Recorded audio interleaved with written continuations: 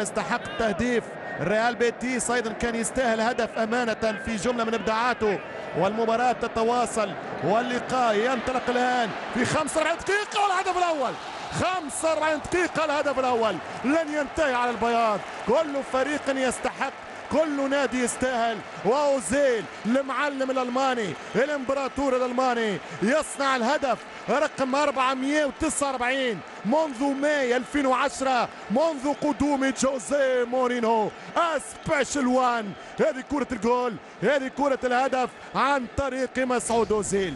اوزيل في هدف، هنا المهارة متاع اوزيل، يطلب 1-2 يعطيها له بنزيما، يغلط الدفاع من باولاو والكرة في الجول والكرة في الشبكة. بنزيما اوزيل حكايتها هدف، نهايتها هزة للشباك، آخرها فرح، آخرها استهلال ببداية التهديف، وبدايتها وانطلاقتها في ترميم المعنويات أو في تكريس المعطيات. الريال في فترة ذهبية بآخر المشاوير، فكيف ستكون قادم